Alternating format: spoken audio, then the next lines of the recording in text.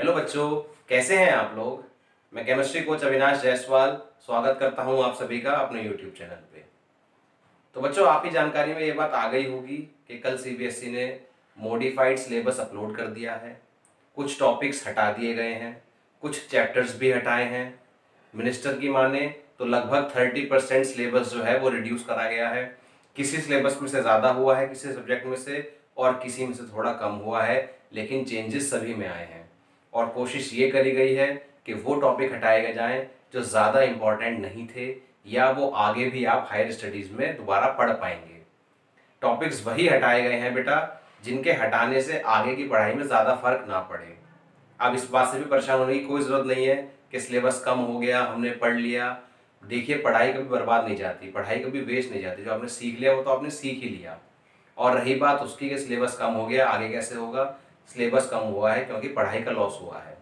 इससे आपको थोड़ी आसानी ही होगी और कॉम्पिटिटिव एग्जाम्स में भी पूरी पूरी उम्मीद है कि सिलेबस में मॉडिफिकेशंस होंगे फॉर द करंट ईयर। आगे फिर से ही वैसी कहानी हो जाएगी। तो बेटा, क्लास 12 का सिलेबस डिस्कस करते हैं पहले। और क्लास 12 का सिलेबस आपको स्क्रीन पे दिखाई देगा। वो जो हट चुके हैं टॉपिक्स उनके बारे में बात करेंगे थोड़ी, और फिर बात क्लास 11 के बारे में। ठीक है, आपको पूरा स्क्रीन पे सिलेबस दिखाया जाएगा, आप ध्यान से देखिए। तो बेटा, पहला चैप्टर दिखाई दे रहा होगा आपको, क्लास 12 का सॉलिड स्टेट। इसमें से बहुत बेसिक बेसिक टॉपिक्स हटा दिए गए हैं, that is electrical and magnetic properties, band theory of metals, conductors, semiconductors, insulators and P type semiconductors. ये टॉपिक्स हमारे सॉलिड स्टेट में वैसे ही ज्यादा डिटेल में नहीं थे। तो बच्चों, अगर आपने सॉलिड स्टेट पढ़ लिया है तो देखा होगा कि इन टॉपिक्स के बारे में एनसीईआरटी में बहुत ज्यादा डिटेल में कवरेज नहीं थी। बहुत बेसिक एलिमेंट्री आइडिया दिया गया था, इसलिए इनको हटा दिया गया है और ये टॉपिक फिजिक्स में भी आते हैं। सेकंड चैप्टर है बेटा सॉल्यूशन। सॉल्यूशन में से बिल्कुल लास्ट में टॉपिक है एबनॉर्मल मोलर मास। जब सॉल्यूट डिसोसिएट और एसोसिएट कर जाते हैं तो उसको करेक्ट करने के लिए वॉन ऑफ फैक्टर हम यूज करते थे, वो टॉपिक हटा दिया गया है।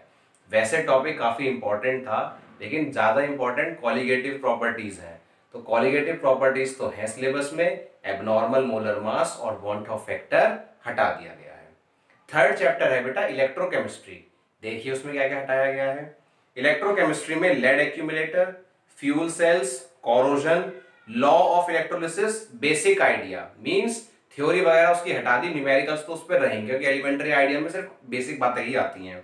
Dry cell, electrolytic cell and galvanic cell. अगर आप ध्यान से देखें, अगर आपने चैप्टर पढ़ा है, अगर आप पढ़ेंगे तो पता लगेगा कि बहुत थ्योरेटिकल काम ही हटाया गया है। जो मेन काम है इसका, EMF, potential, Nernst equation, Kohlrausch law, law of electrolysis का भी सिर्फ एलिमेंट्री आइडिया हटाया, यानी कि जो डिटेल्ड वाला काम है वो आएगा। तो बेसिक बेसिक जानकारी हटाई जा रही है। बहुत ज्यादा इंपॉर्टेंट टॉपिक्स जो होते हैं चैप्टर के वो रखे गए हैं। जो बेसिक थ्योरेटिकल काम था वो हटाया जा रहा है थोड़ा थोड़ा। चैप्टर 4 है बेटा केमिकल काइनेटिक्स, और केमिकल काइनेटिक्स में से कॉलिजन थ्योरी को हटा दिया गया है। उसके अलावा एक्टिवेशन एनर्जी और आर्हेनियस इक्वेशन को भी हटा दिया। पहले आर्हेनियस इक्वेशंस पे क्वेश्चंस काफी आया करते थे, लेकिन अब उस टॉपिक को बोर्ड ने हटा दिया है। चैप्टर 5 सरफेस केमिस्ट्री में अगर आप कॉलॉइड्स पढ़ते हैं तो कॉलॉइड्स खत्म होते हैं हमारे इमल्शंस पे। तो इमल्शंस एनसीईआरटी का छोटा टॉपिक है, उसको हटा दिया। कैटलिस्ट के बारे में हटाया गया है और एंजाइम्स के बारे में भी हटाया गया है। शेप सेलेक्टिव कैटलिस्ट भी होते हैं, वो नहीं हटाए गए हैं। तो कैटलिस्ट हटा दिया है और एंजाइम हटा दिया। तो आप ध्यान रखें, जो मेंशन है सिर्फ वही हटे हैं, जो मेंशन नहीं है वो नहीं हटे हैं। आगे अगला चैप्टर है बेटा आपका चैप्टर 6 में हम एलिमेंट्स के प्योरिफिकेशन की बात करते हैं। क्लास 10th में भी पढ़ा था, यहाँ भी पढ़ाया था। आसान चैप्टर है और इसको सीबीएसई ने पूरा ही हटा दिया है। ऐसे ही बेटा अगला चैप्टर है पी ब्लॉक। उसके टॉपिक्स आप देख रहे हैं, प्रॉपर्टीज ऑफ फॉस्फीन, यानी सिर्फ फॉस्फीन हटा है। सल्फ्यूरिक एसिड की इंडस्ट्रियल प्रिपरेशन हटी है। ऑक्साइड्स ऑफ नाइट्रोजन के स्ट्रक्चर हटा दीजिए। फॉस्फोरस की एलोट्रॉपिक फॉर्म्स, फॉस्फोरस की प्रिपरेशन हैलाइड्स, ये बहुत बड़ा चैप्टर है। जब आप देखेंगे तो गिनती के 5-7 टॉपिक हटे हैं, बाकी सारे टॉपिक्स हैं। आप देखिए किताब में खोल के, पी ब्लॉक है कितना बड़ा। फॉस्फीन 1 पेज का है, सल्फ्यूरिक एसिड की प्रिपरेशन आधे पेज की है। तो उस हिसाब से लिमिटेड टॉपिक्स ही हटाए हैं, सारा नहीं हटाया। तो गलतफहमी में नहीं रहिएगा कि बहुत ज्यादा अंतर आ गया। हाँ, पहले से कम हुआ है, काम आसान हुआ है, लेकिन ज्यादा आसान भी नहीं हुआ है। आगे बेटा D and F block. D and F block अगर आपने पढ़ा हो तो उसमें लेंथेनॉइड्स एक्टिनॉइड्स वैसे ही बहुत कम है, उसमें से थोड़ा हटा दिया। क्या? केमिकल रिएक्टिविटी ऑफ लेंथेनॉइड्स नहीं आएगी, एक्टिनॉइड्स के अंदर इलेक्ट्रॉनिक कॉन्फ़िगरेशन ऑक्सीडेशन स्टेट नहीं आएगी, एक्टिनॉइड्स का कंपैरिजन नहीं आएगा लेंथेनॉइड से, और K2Cr2O7 एंड KMnO4 की प्रिपरेशन प्रॉपर्टीज नहीं आएंगी। अभी तक ये टॉपिक थोड़ा ज्यादा इंपॉर्टेंट हुआ करता था, लेकिन हटा दिया। अब एक बात यहाँ पर कैच है वो समझने की है कि जो बैलेंसिंग इक्वेशंस हैं वो 11th क्लास में भी आती हैं। जो बैलेंसिंग इक्वेशंस हैं वो रिडॉक्स रिएक्शन क्लास 11th का टॉपिक है और 12th में भी है, तो 12th से उसे हटा दिया है, 11th में वो है। मींस कॉम्पिटिटिव एग्जाम्स में बैलेंसिंग इक्वेशन आएंगी, इसलिए आप डी ब्लॉक में बैलेंसिंग इक्वेशंस सीख लें तो आपके लिए फायदा रहेगा। उसके बाद बताया गया है कोऑर्डिनेशन कंपाउंड, 9th चैप्टर है, जिसमें स्टीरियो आइसोमेरिज्म के बारे में हटा दिया है, इंपॉर्टेंस हटा दी है, यानी एंड में आता है कि कॉम्प्लेक्स कंपाउंड्स कहाँ यूज होते हैं, कैसे हैं, बायोलॉजिकली इनका क्या रोल है, वो सब काम हटा दिया। ऐसे ही बेटा सेकंड पार्ट पे आते हैं, चैप्टर नंबर 10 ऑर्गेनिक में। अगर पहला चैप्टर पढ़ा है या पढ़ लिया है, देखा है, तो यूजेस देखेंगे तो 2 पेज में दे रखे हैं, वो हटा दिए गए हैं। बिल्कुल सिंपल काम। एल्कोहल फिनॉल्स के भी यूजेस हटाए हैं, एल्डिहाइड कीटोन्स में से कुछ नहीं हटाया है। एमाइंस में डाइजोनियम सॉल्ट हटा दिया, इंपॉर्टेंट टॉपिक था, इसकी प्रिपरेशन हटा दी, केमिकल रिएक्शंस हटा दी, और इसके सिंथेसिस की बातें भी हटाई हैं। डाइजोनियम सॉल्ट वैसे कई रिएक्शंस में इस्तेमाल किया जाता है, ये टॉपिक थोड़ा इंपॉर्टेंट था, ये नहीं हटाना चाहिए था इन्हें। और उसके बाद बायोमोलिक्यूल्स में बेटा ओलिगोसैकेराइड्स हटा दिया, सुक्रोज, लैक्टोज, माल्टोज। पॉलीसैकेराइड्स में से स्टार्च गया, सेल्यूलोज गया, ग्लाइकोजन गया, इंपॉर्टेंस ऑफ कार्बोहाइड्रेट्स गया, विटामिन्स के क्लासिफिकेशन और फंक्शन गए, एंजाइम्स और हार्मोन्स का एलिमेंट्री आइडिया भी हटा दिया। लास्ट के 2 chapters polymers and chemistry in everyday life तो पूरे हटा दिए गए हैं। चैप्टर्स काफी आसान थे, जनरल साइंस में काफी इंपॉर्टेंट रोल प्ले करते थे, कॉम्पिटिटिव एग्जाम्स के लिए बोर्ड को लगा ये चैप्टर तो बच्चा थियोरेटिकल है, ऐसे भी कर सकता है, तो इनको हटाना पड़ेगा, मजबूरी है बेटा उनकी भी। तो सिलेबस कम होने से आप बिल्कुल भी परेशान मत होइए। अगर आपने कुछ पढ़ लिया है तो भी कोई दिक्कत नहीं है, और नहीं पढ़ा है तो एक्साइटेड मत होइए। सिलेबस कम है तो मेहनत ज्यादा कीजिए, कोशिश कीजिए कि अब नंबर ज्यादा आ जाएं।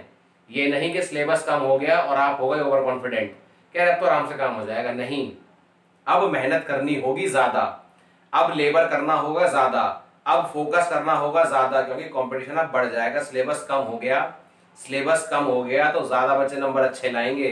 तो आप अगर ज्यादा एक्सेल करना चाहते हैं तो जुड़िए हमारे साथ, पढ़िए हमारे साथ, एनसीईआरटी पढ़िए, लगे रहिए बेटा।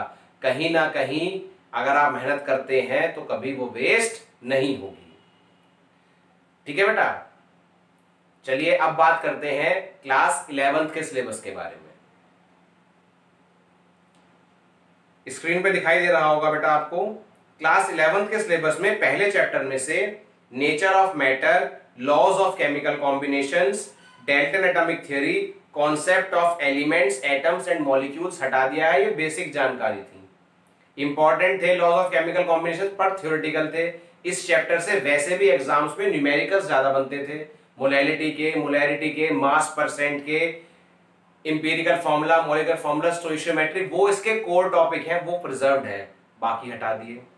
स्ट्रक्चर ऑफ एटम मैंने पढ़ाया है, अभी आपको कुछ दिनों पहले स्टार्ट किया था और आपसे कहा था कि लास्ट ईयर ये टॉपिक हटे थे और बोर एटॉमिक मॉडल से ही स्टार्ट हुआ था काम, तो वहीं तक का फिर से हटा दिया और सारा काम फिर से पहले वाला ही हो गया है। यानी कि ये मैंने आपसे तब भी कहा था कि आपको पढ़ना है, आपको नोट्स बनाने हैं, लेकिन आप ये उम्मीद ना करें कि discovery of electron, neutron, proton आपसे एग्जाम्स में पूछे जाएंगे, पता होना चाहिए। उसके बाद थर्ड क्लासिफिकेशन ऑफ एलिमेंट्स वाले में जो पीरियोडिक टेबल का चैप्टर है उसमें से भी सिर्फ बेसिक हटाया है, जो पहले क्लास 10th में पढ़ चुके थे कि मेंडलीव सर ने क्या बताया था और न्यूलैंड ने क्या बोला था, डोबर आयरन ने क्या बोला था, वो हटा दीजिए, मॉडर्न की बात कीजिए, आगे वही चलना है। चैप्टर 4 में से कुछ नहीं हटाया। स्टेट्स ऑफ मैटर जब आप पढ़ेंगे तो आप पाएंगे उसमें कि सारा काम गैसेस के बारे में ही है, लिक्विड्स के बारे में बहुत कम बातें करी गई हैं। तो लिक्विफिकेशन ऑफ गैसेस हटा दिया, क्रिटिकल टेम्परेचर, काइनेटिक थ्योरी हटा दी, लिक्विड स्टेट में vapour pressure, viscosity, surface tension भी हटा दिया। Qualitative idea only, no mathematical derivations. Mathematical derivations NCERT में पहले भी नहीं थे, बस एक आधा फॉर्मूला था विस्कोसिटी में, वही था। तो बेसिक जानकारी रखनी होगी, डिटेल में इसके बारे में नहीं पढ़ना है। उसके बाद केमिकल थर्मोडायनेमिक्स में चैप्टर 6 है heat capacity, specific heat capacity and criteria for equilibrium. बस 2-3 टॉपिक हटाए हैं, बड़ा चैप्टर है और इंपॉर्टेंट चैप्टर है कॉम्पिटिटिव पॉइंट ऑफ एग्जाम से, कि कॉम्पिटिटिव एग्जाम्स के लिए ये टॉपिक बहुत ही ज्यादा इंपॉर्टेंट है। उसके बाद 7th इक्विलिब्रियम में हाइड्रोलिसिस ऑफ सॉल्ट हटाया है और हेंडरसन इक्वेशन हटाई है, जो एंड में आया करते थे कॉम्पिटिटिव एग्जाम्स में, हेंडरसन इक्वेशन में सवाल बनते थे बेटा। उसके बाद 8th रिडॉक्स रिएक्शन में सिर्फ एप्लीकेशंस ऑफ रिडॉक्स रिएक्शन हटाया, क्योंकि ये बहुत ही ज्यादा इंपॉर्टेंट चैप्टर है। ऑक्सीडेशन नंबर निकालना सिखाएंगे इसमें, रिडक्शन ऑक्सीडेशन सिखाएंगे आपको, बैलेंसिंग इक्वेशन सिखाई जाएगी ऑक्सीडेशन नंबर मेथड से, आयन इलेक्ट्रॉन मेथड से, और गैल्वेनिक सेल के बारे में पढ़ाया जाएगा। उसके बाद हाइड्रोजन में से preparation, properties and uses of hydrogen, hydrogen peroxide की preparation, reactions, structure and use, इसके अलावा और कुछ है ही नहीं, वाटर बचा है बस। अब इसमें हाइड्रोजन हटा दिया, H2O2 हटा दिया, अब बचेगा सिर्फ वाटर, तो यानी इसमें से भी काफी काम आपका हटा दिया गया है। एस ब्लॉक एलिमेंट्स में से वो सब हटा दिया जिसके बारे में आप क्लास 10th में पढ़कर आए थे। Important compounds of sodium carbonate, sodium chloride, sodium hydroxide, biological importance, calcium oxide, calcium carbonate, ये सब हटा दिया गया है। ये आप चाहे प्रिंट आउट निकलवा लें पीडीएफ से, कैसे अपने सिलेबस में पेस्ट कर लो, जो भी रजिस्टर है, तो पता रहे कि क्या पढ़ना है और क्या नहीं। सिलेबस को थोड़ा सा ध्यान में रख के चलना होगा। पी ब्लॉक एलिमेंट्स में से borax, boric acid, boron hydrides, aluminium की रिएक्शंस, एसिड, एल्कलीज हटा दिए गए हैं।